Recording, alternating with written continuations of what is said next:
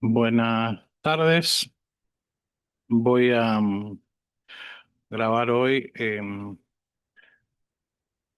la mujer y lo femenino.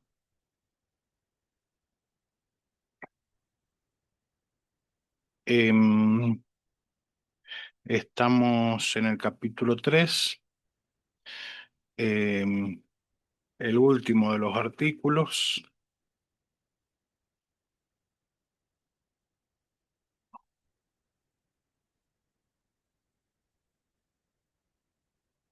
Sí, es el último de los artículos que lleva por título El problema de la bipolaridad sexual en Freud y en Lacan.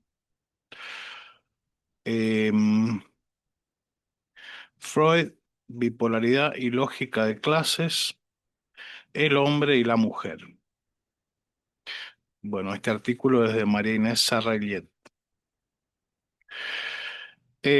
Freud considera la sexualidad como un hecho biológico difícil de asir psicológicamente, como lo afirma tajantemente en El malestar en la cultura. Es sabido que del intercambio con Fries obtuvo la teoría de la disposición bisexual del animal humano. Esta bisexualidad basal le permite concebir al individuo como una fusión de dos mitades simétricas, al modo del conocido mito de Aristófanes. Bueno, el mito de Aristófanes es de la antigüedad clásica, en donde es el mito del andrógino, donde los hombres eran, en el sentido antropológico, eran, estaban compuestos de eh, dos cabezas, dos pares de brazos, dos pares de piernas, y tenían forma esférica, y tenían ambos sexos, ¿no? Por lo tanto, estaban completos y eso les dio un poder para desafiar a los dioses. Y entonces Zeus, para quitarles ese poder y castigarlos, los dividió en dos a estos seres andróginos y estuvieron condenados a buscar su otra mitad por el resto de su vida, ¿no? Ese sería el mito de Aristófanes. Por eso dice que esta bisexualidad basal le permite concebir a Freud, eh, al individuo, como una fusión de dos mitades simétricas, al modo del conocido mito de Aristófanes. Por una parte, deseos sexuales masculinos y femeninos coexistirían en un mismo individuo debido a la condición bisexual, y por otra parte, el atravesamiento del complejo de Edipo llevaría a este individuo, en el mejor de los casos, a la consolidación de su ser masculino o femenino, como consecuencia de la diferencia sexual anatómica. Afirma que la anatomía es el destino. Parafraseando a Napoleón, a quien se le atribuye haber aseverado que el destino es la política. Frase bastante más acertada que la freudiana si se tienen en cuenta los aportes de la antropología, la sociología y los estudios de género. En este contexto se inscriben los conceptos de angustia y complejo de castración. Entonces aquí nos está diciendo que angustia y complejo de castración son netamente freudianos. La ecuación fálica pene-niño también es conceptos freudianos, la envidia del pene y la antítesis fálico castrado como representación de la polaridad sexual a partir de la presencia o ausencia anatómica del atributo fálico. A partir de estas premisas se derivan conclusiones con respecto a la femineidad, como las vertidas en las siguientes citas.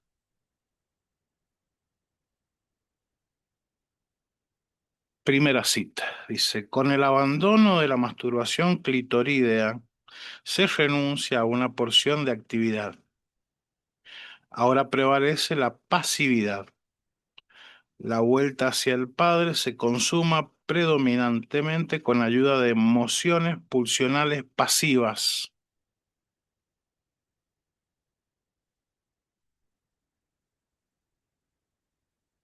Tal oleada del desarrollo que remueve la actividad fálica allana el terreno a la feminidad.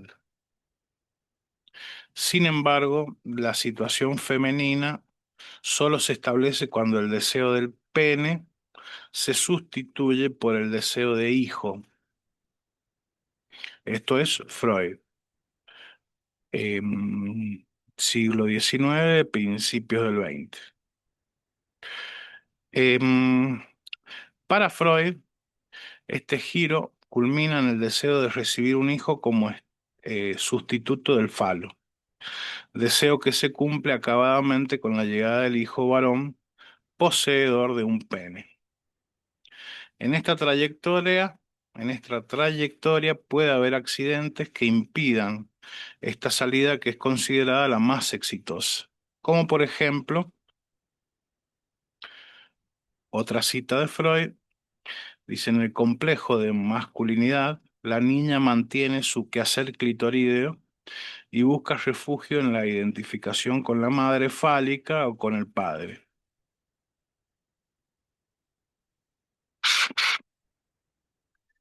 ¿Qué será lo decisivo para este desenlace? No podemos imaginar otra cosa que un factor constitucional, una porción mayor de actividad como lo suele ser característica del macho. En este lugar del desarrollo se evita la pasividad que inaugura el giro a la feminidad.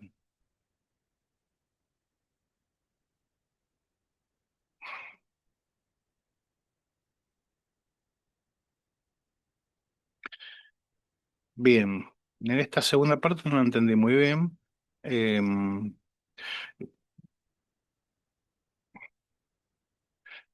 bueno, habla de complejo de masculinidad, ¿no?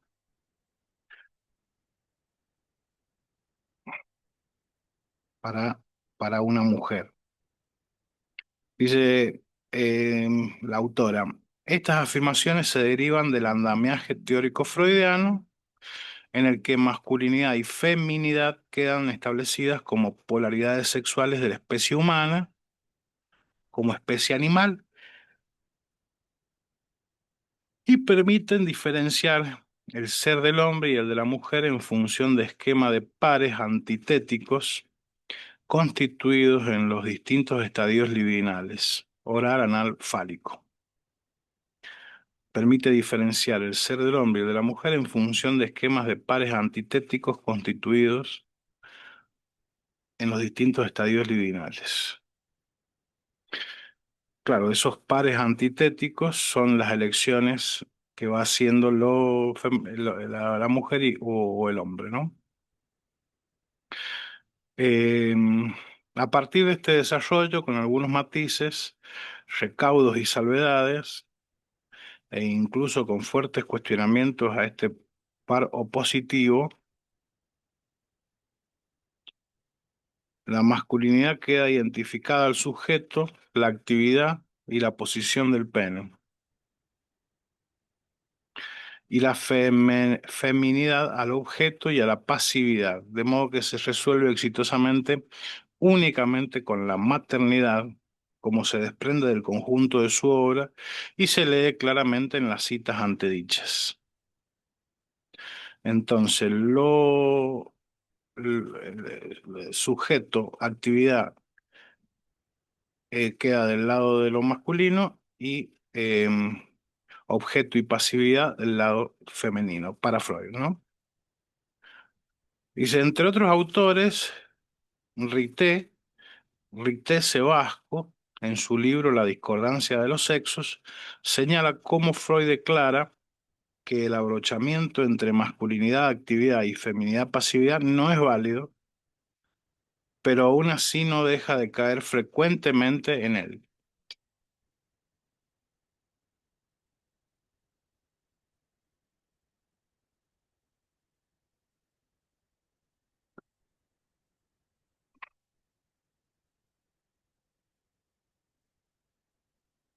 Cambio la hierba y sigo.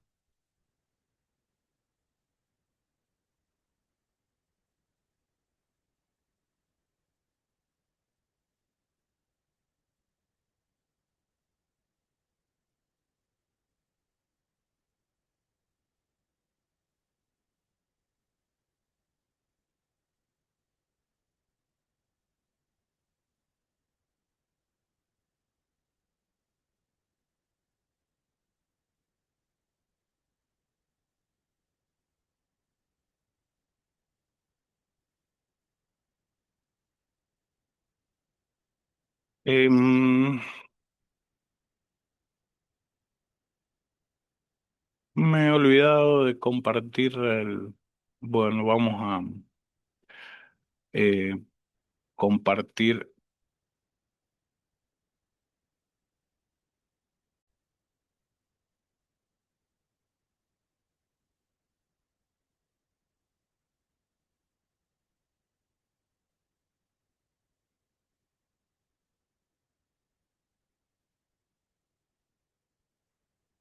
Por lo tanto, en el psicoanálisis de Freud, dos categorías o clases universales se diferencian en función de un atributo, el falo o su falta, a partir de lo cual cada hombre y cada mujer se definen en su esencia como miembros de su clase. Los polos antitético-actividad-pasividad acompañan esta diferenciación.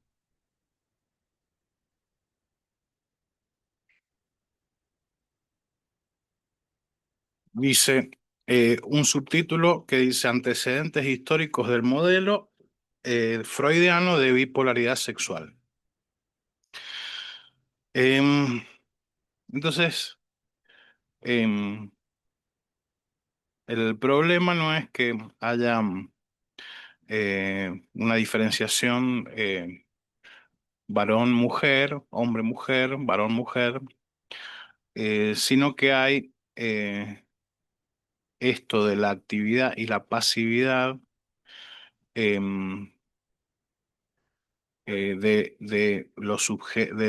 atributo del sujeto, bueno, no del atributo, sino de eh, del ser sujeto para el hombre y para el varón y ser objeto para la mujer, em, digamos, esos son el verdadero problema de esta bipolaridad, ¿no? No que haya varón y haya mujer, ¿no?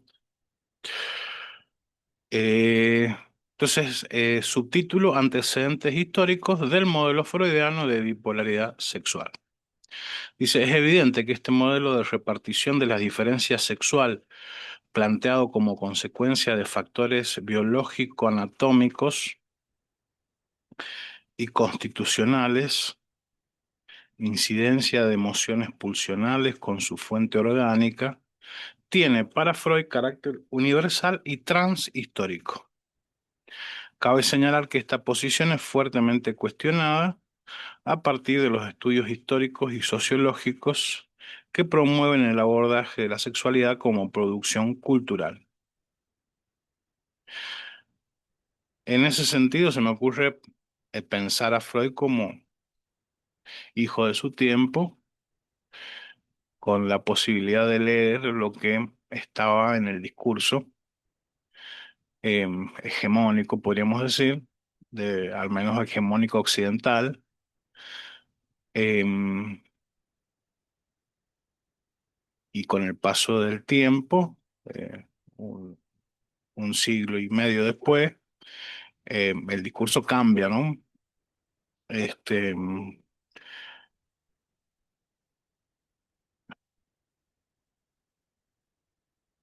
entonces, a la luz de em, la sexualidad como producción cultural, se pueden ver cosas distintas a esto universal transhistórico que eh, asumía Freud para lo masculino y lo femenino, ¿no? Para el varón y la mujer. La anatomía es el destino, ¿no? Desde la biología, el destino creo que dijo, no la anatomía. Bueno, no importa. Em,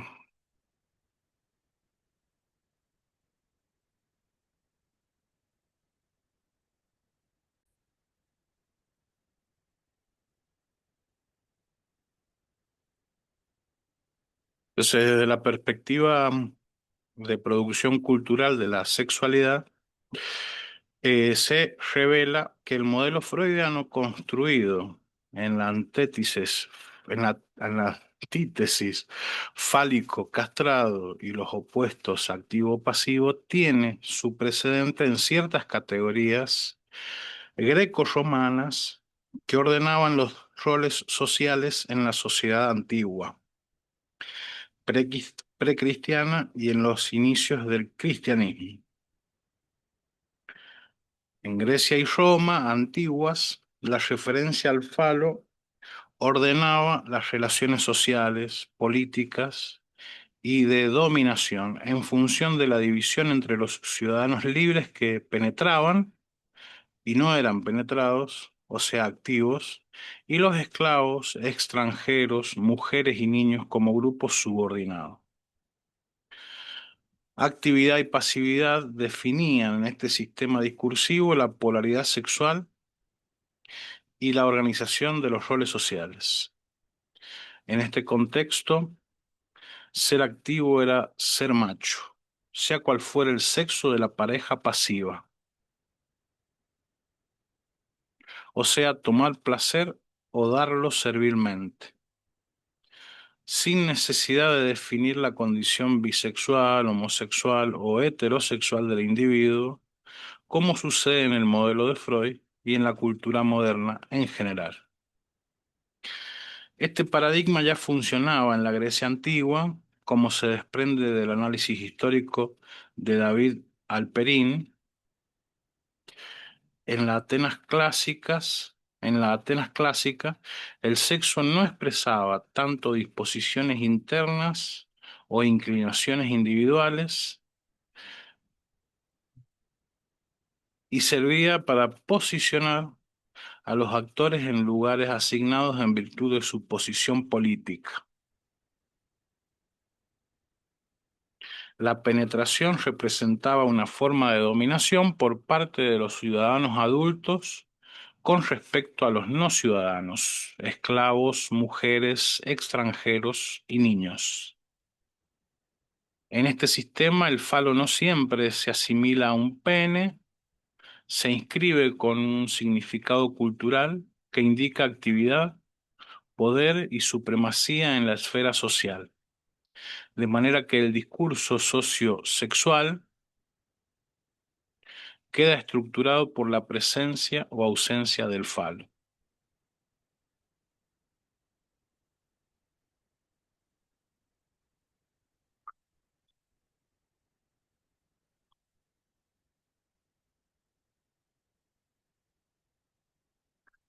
Según este autor, Alperín, estas sociedades no comprendían la sexualidad como una esfera separada, ni la conducta sexual reflejaba una sexualidad individual. se organizaba en función de la vida pública y no formaba parte de la identidad del individuo. Más tarde, en el Imperio Romano, se profundizó esta manera de establecer los vínculos sexuales y sociales. En esta sociedad no era bien visto que un ciudadano libre tuviera actitudes serviles y pasivas, independientemente de cuál fuera el sexo del objeto sexual. Lo despreciable era la falta de virilidad, no el gusto por alguien del mismo sexo. Según Paul Veyne, en la Roma antigua no se producía la pregunta acerca de si la gente era o no homosexual o heterosexual.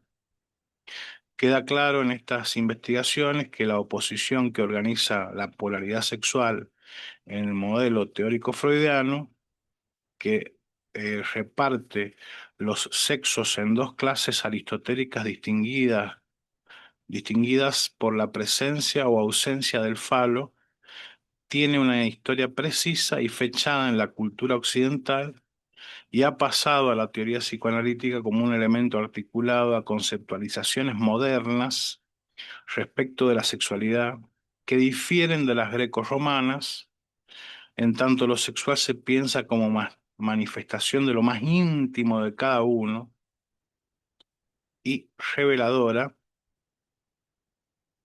y revelador de la esencia individual. En términos de Freud, un hecho biológico con derivaciones y consecuencias psíquicas, entre las cuales podemos ubicar, además de la envidia al pene en la mujer, el superyo femenino más débil, la degradación de la vida amorosa en el varón, como separación de la corriente sexual y la tierna, repartidas en dos objetos, y otras ramificaciones. Bueno, me gustó que hubiera una noticia mala para lo femenino y otra mala para lo masculino, eh, a partir de la eh, posición freudiana, ¿no? Eh, la envidia del pene y su periodo más débil en la mujer y la degradación de la vida amorosa en el varón, ¿sí? Que podría resumirse como donde se ama, no se coge, ¿no? La imposibilidad que algunos varones tienen de erotizar la persona amada, ¿no? Estos argumentos son, digo, porque parecería que la propuesta freudiana es negativa solo para la mujer, ¿no? Tiene malas noticias para lo femenino, ¿no? Y en realidad es como todo sistema eh, tiene un lado A y un lado B, y todo individuo está afectado por ese sistema de manera positiva y negativa, digamos, ¿no? Dice, estos argumentos son refutados por los estudios feministas y las teorías de género que los sitúan como preconceptos culturales elaborados como mitos científicos.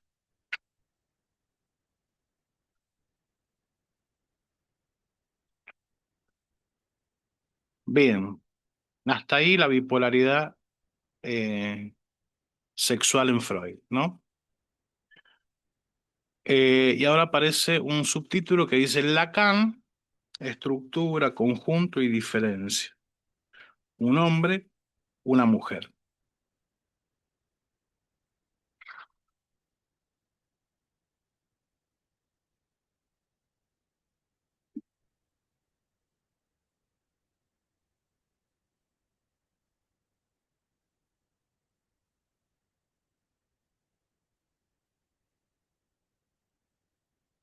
Dice, el tratamiento freudiano de la diferencia sexual es criticado fuertemente por Lacan especialmente las nociones de complejo de castración, articulado a la amenaza de castración y la envidia del pene. Dejaremos de lado la enorme complejidad que entrañan las distintas versiones conceptuales que adquiere el operador del falo en la obra de Lacan. Falo simbólico, falo imaginario, significante impar, semblante tomado de las religiones, de misterios que representa el saber supuesto de la fecundidad, etcétera. Entonces, dejaremos de lado, digamos, esa distintas versiones conceptuales de falo que es connotado con la letra Fi mayúscula en su álgebra. Solo destacaremos que propone sustituir el complejo de castración por una versión lógica.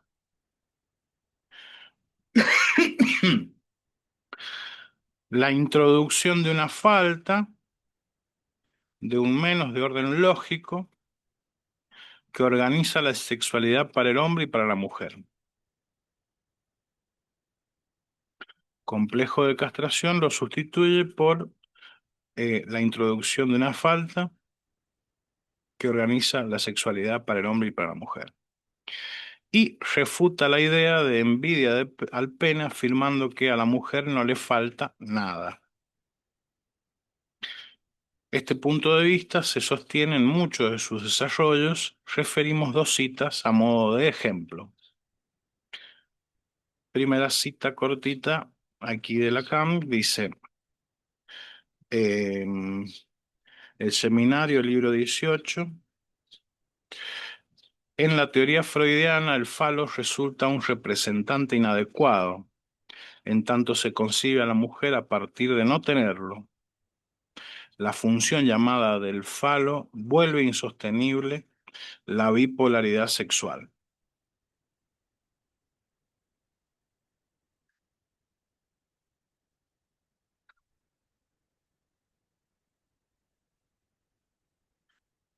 Bueno, ¿por qué la vuelve insostenible si justamente en el sistema freudiano la sostiene? Es a partir de tenerlo o no tenerlo que se funda la bipolaridad, ¿no? Dice la autora, Lacan cuestiona también con insistencia la identificación de la masculinidad con la actividad y la feminidad con la pasividad. Y se divierte con la inversión de los polos, aseverando que en el trabajo, la casa y en la relación sexual, la activa es la mujer, la que trabaja duro. Cita de Lacan, el seminario, libro 19.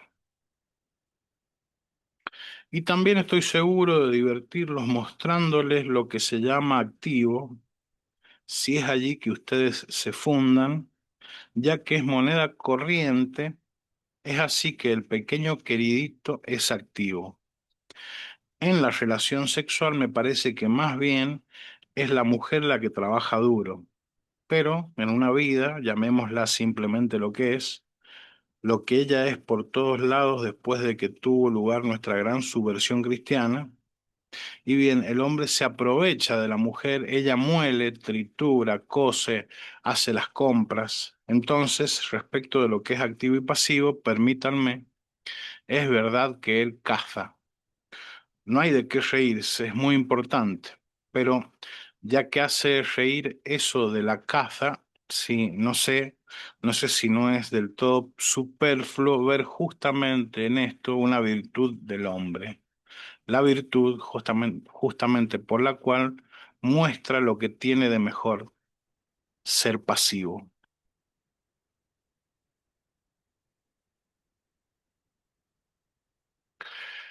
Dice la autora, estas pocas referencias muestran cómo Lacan plantea una inversión respecto del psicoanálisis de Freud que afecta sus fundamentos. En consonancia con la propuesta del método estructural, cuestiona la idea de hombre en sentido antropológico seres humanos y toma como punto de partida el concepto de inconsciente como sinónimo de estructura del lenguaje. En términos de Levi-Strauss, la fonología.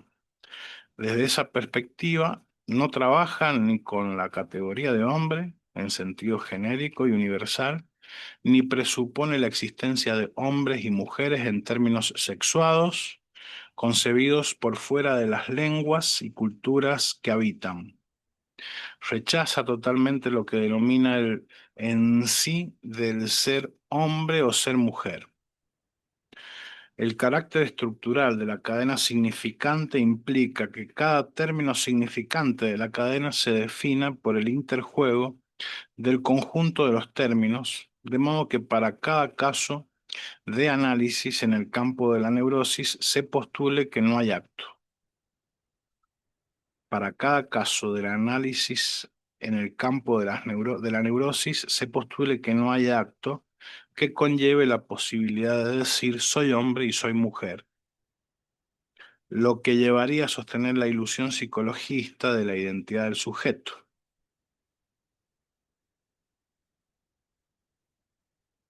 No hay acto que conlleve la posibilidad de decir soy hombre y soy mujer,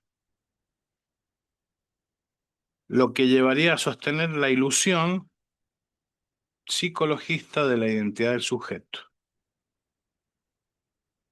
Bueno, a contradecir la ilusión psicologista. Dice, esta posibilidad ilusoria implicaría suponer que el significante se signifique a sí mismo, lo cual es imposible en esta perspectiva, cuestión que se demuestra en la falla de una aparente tautología como la guerra es la guerra, en donde el efecto de la repetición del mismo término altera la mismidad del sentido. Se podría afirmar que a grandes rasgos el sujeto lacaniano surge, en cambio, como efecto del interjuego significante y se reduce al tema producido a partir de la operación analítica en el campo de las neurosis, como plantea Alfredo Eidelstein.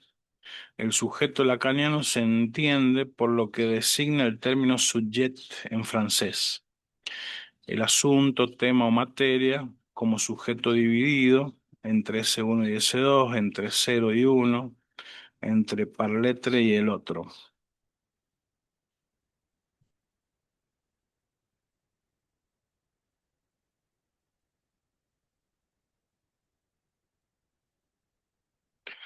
En este contexto, hombre y mujer como significantes se definen en su relación con se definen en su relación que está marcada por la incidencia de las instituciones culturales. En esta relación, que opera como relación entre significantes, un término se define por oposición diferencial al otro y al conjunto de los otros, de modo que lo que un término puede significar o ser varía en función del resto del sistema.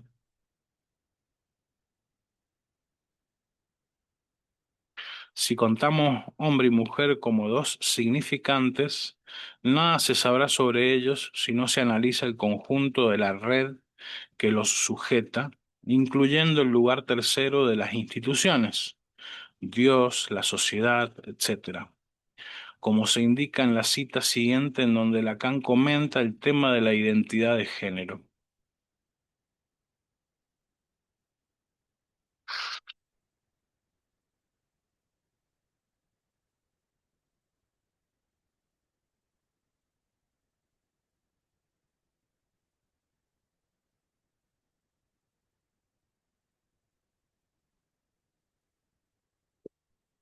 Bueno, aquí en este punto es donde extraño el grupo de estudio porque las preguntas que no me surgen a mí le surgen a otros y adquiere una dinámica mucho más interesante, ¿no?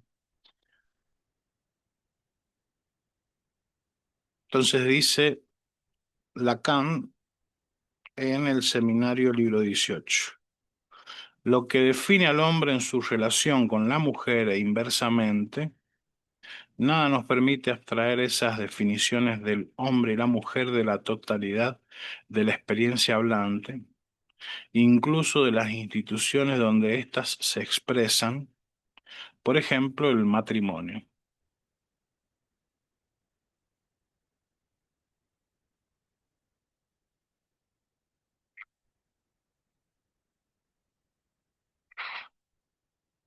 Entonces, hombre y mujer no son nada fuera de la institución, eh, en donde esos nombres tienen un sentido, ¿no?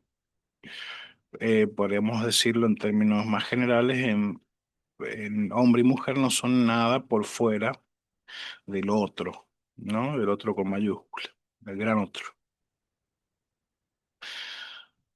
Para decirlo de otro modo, el psicoanálisis de Lacan sostiene que no hay acto sexual que permita fundar la partición de los roles del hombre y la mujer. Así como rechaza la noción de hombre en sentido antropológico, rechaza los términos genéricos y universales de la mujer y el hombre consignados con mayúsculas. Esta toma de posición va en sentido contrario a cualquier pensamiento que parta de esas categorías para sostener y perpetuar un modelo de organización social.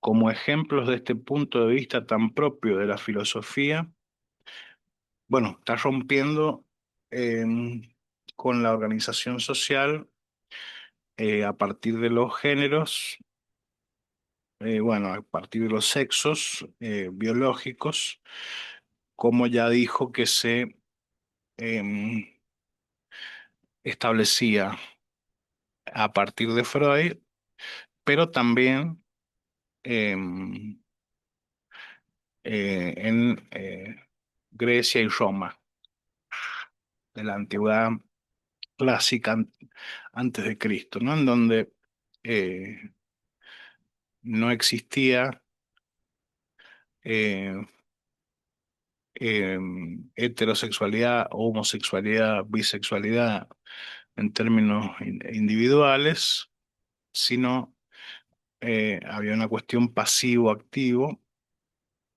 que organizaba la cultura. Hoy, a partir de Lacan, no, la división sexual, hombre-mujer, no, no es válida para em, la organización social, digamos, ¿no?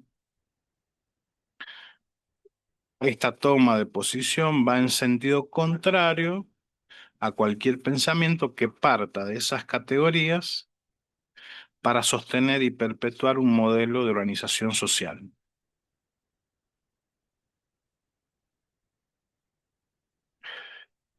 Como ejemplos de este punto de vista tan propio de la filosofía y la ciencia de nuestra cultura, mencionaremos la posición de dos autores muy distantes entre sí: la de Proudhon, referenciado por Lacan en el Seminario 2, y la del mismo Freud.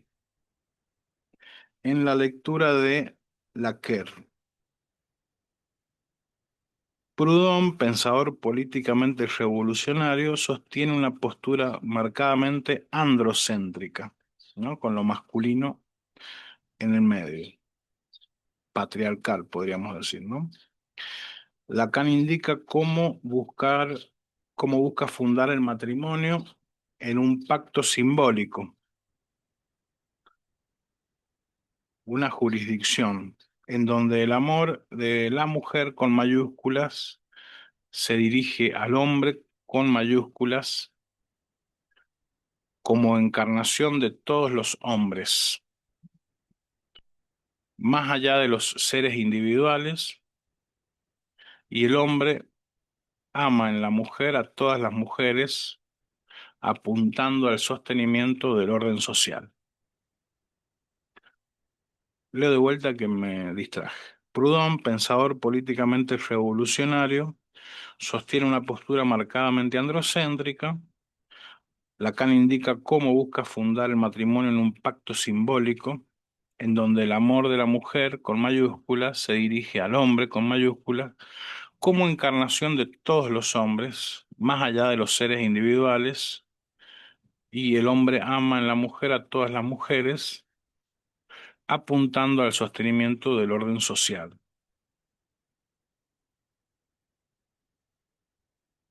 Una cita de Proudhon.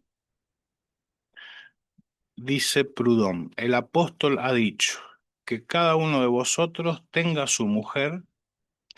Yo añadiría que cada hombre ame todas las mujeres en su esposa y que cada mujer ame en su marido a todos los hombres. Es así que conocerán el verdadero amor y que la fidelidad les resultará dulce. Pues el amor universal tiende por esencia a realizarse en la universalidad. Si el hombre y la mujer que se casan parecen salir de la división, es sólo en cuanto a la cohabitación y a los deberes.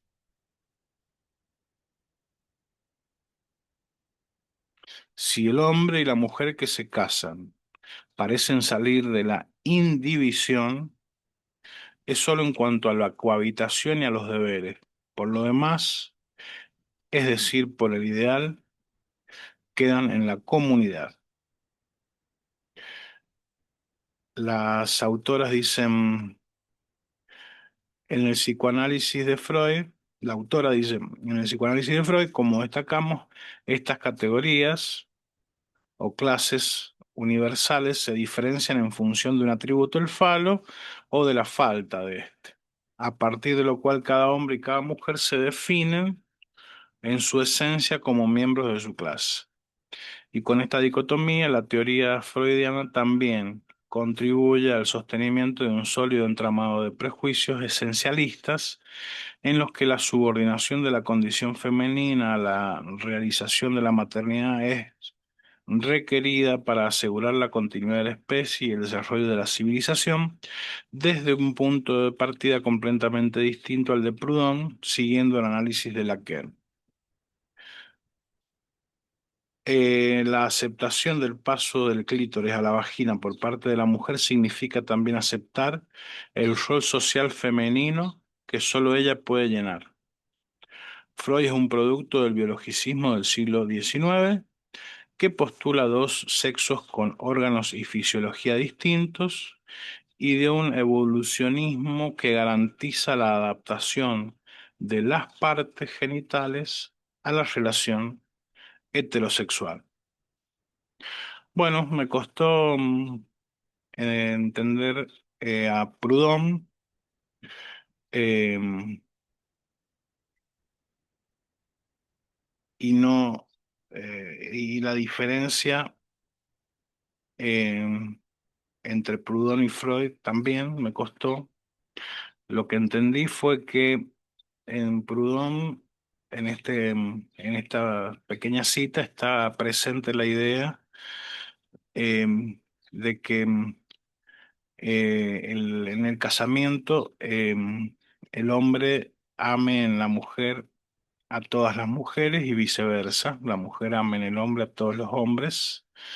Una cuestión ahí con el universal, que es la realización del amor, eso es lo que entendí. Y en Freud, bueno, lo que ya veníamos sosteniendo, eh, la tener o no tener pene es la diferencia entre hombre y mujer. Eh, Voy a retomar aquí, dice Proudhon, pensador políticamente revolucionario, sostiene una postura marcadamente androcéntrica. Lacan indica cómo busca fundar el matrimonio en un pacto simbólico, en donde el amor de la mujer se dirige al hombre como encarnación de todos los hombres, más allá de los seres individuales, y el hombre ama en la mujer a todas las mujeres,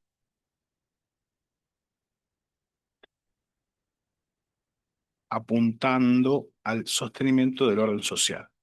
Bueno, no pillo el contraste, parece que estuviesen hablando de cosas muy distintas, digamos, Freud y Proudhon. No pillo el contraste, me parece que lo que no pillo es el objeto común del cual versan estas dos citas, digamos.